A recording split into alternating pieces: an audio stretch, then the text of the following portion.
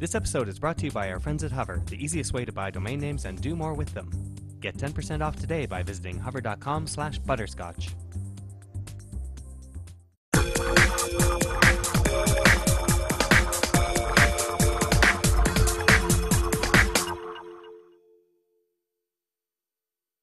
Good morning. Bonjour, ladies and gentlemen, mesdames et messieurs.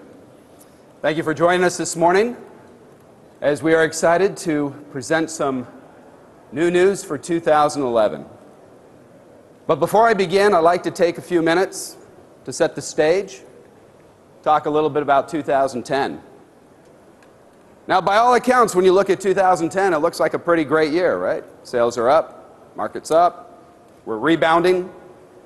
But you know, when you look deeper at the numbers, when you look at what's really going on in the marketplace, you'll see that, yes, the market was up, but it was driven by truck sales, which were up 19%. Car sales, down 5%. So if you're a manufacturer that specializes in cars, 2010 was quite a challenge. But Mazda met the challenge. And in a down car market, we not only grew our sales, we grew our market share. And how do we get there? Well, first of all, the Mazda 2. Last year we introduced the Mazda 2, brought it to market, and really within 6 months achieved a 10% market share. So that was exciting. But even more exciting is that a lot of people, a lot of you said, well, when you bring out the 2, you're probably going to have a problem with the Mazda 3. You're going to see Mazda 3 sales go down. And sure enough, the industry went down, but Mazda 3 grew. So we not only established ourselves in the B car segment, but we continue to increase our trend of growing sales with the Mazda 3. So we're excited about that.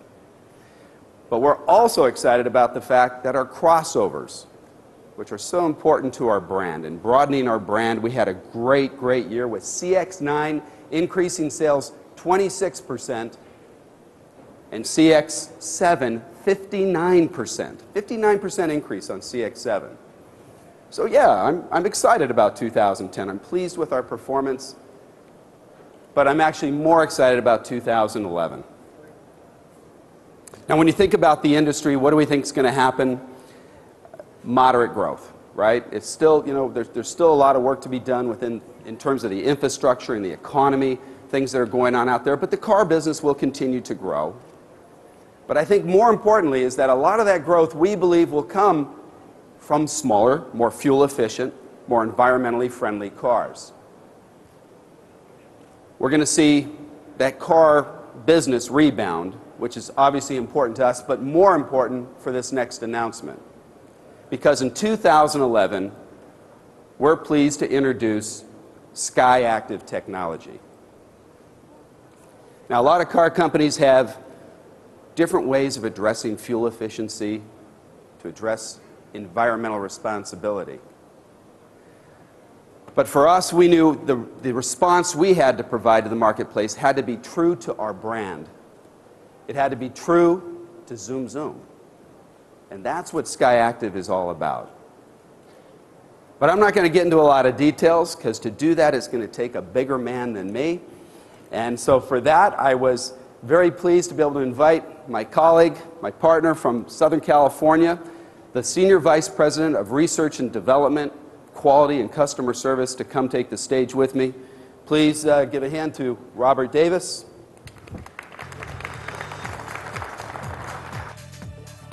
Bigger man than me, huh? All right. This comes from a guy a couple of years ago. He introduced me as the body of a minivan, the soul of a sports car. So I got 4 minutes to come back with something. Well, good morning, everybody, and welcome.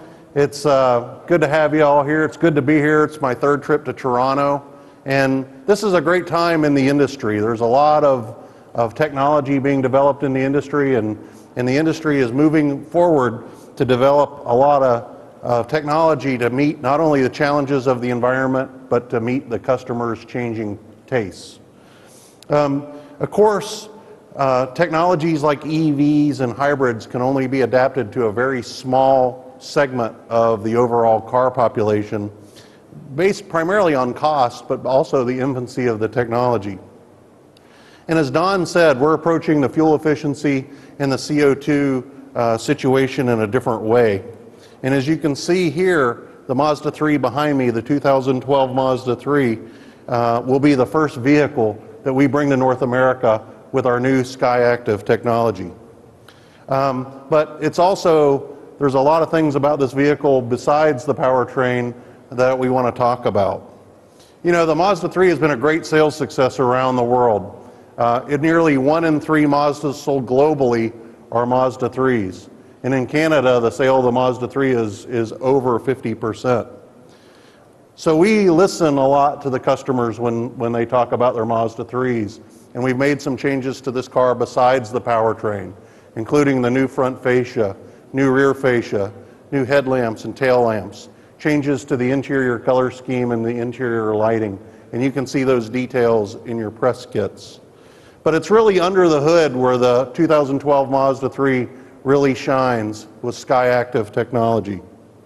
And this car has got a Skyactiv 2-liter gasoline engine and a Skyactiv automatic transmission. And this is the first glimpse of technologies that we'll bring to you going forward.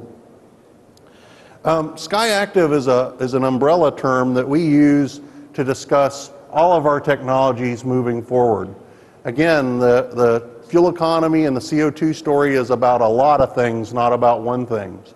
Skyactiv powertrains are certainly the most sexy thing that we all talk about with this, but it also includes improved body structures, improved suspensions, gasoline and diesel engines, automatic and manual transmissions, including technology about how we manufacture and develop cars.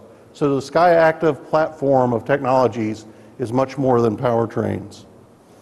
And many of you guys will remember in 2008, we made a corporate declaration that we'd improve our fuel economy globally and fleet-wide by 30% by 2015. And Skyactiv technology is how we get there. We're talking about basically taking the fuel economy of today's B car and put it in a C car. Or another way to say it is take a gasoline engine today and take a gasoline engine of tomorrow and make it as efficient as a diesel today. Or take a diesel and make it as efficient as a hybrid. So that gives you kind of set the stage of where we're going. But rather than rush into the hybrid or the EV market, which maybe represent 3 or 4% of our overall sales, we decided to develop Skyactiv technology where it could have the broadest reach. So this first launch of Skyactiv G is in our best-selling car, the Mazda 3. This Skyactiv engine will have a 15% fuel economy improvement over our current 2-liter MZR. And Skyactiv automatic transmission will have between 4 and 7% improvement depending on how aggressive you are with your right foot.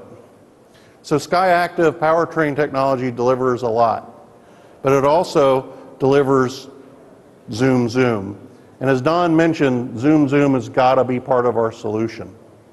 Speaking of Zoom Zoom and our solution, we're also the only Asian make to have declared diesel for the North American market. Skyactiv diesel we see is a great way of bringing Zoom Zoom to the market with a great environmental message. You'll see this Mazda 3 in the showrooms next year, this fall, and you'll see diesels in Mazda showrooms about a year after that. But Skyactiv is not just about delivering every ounce of efficiency out of our cars. It's also about a building block strategy. It establishes ourselves the opportunity to then add things like idle stop, regenerative braking, eventually HEVs, and then potentially EVs after that. So this is just the beginning of what you're going to see of Skyactiv technologies in the future from Mazda, and we're excited about it. We believe we've got the right direction to where we can expand our environmental footprint on as many Mazda customers as possible. So I welcome you to come up and take a look at the new 2012 Mazda 3 with Skyactiv technology.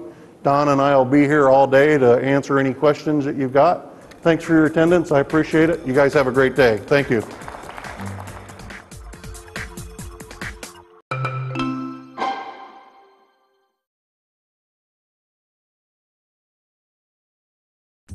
This episode is brought to you by our friends at Hover, the easiest way to buy domain names and do more with them. Get 10% off today by visiting hover.com/butterscotch.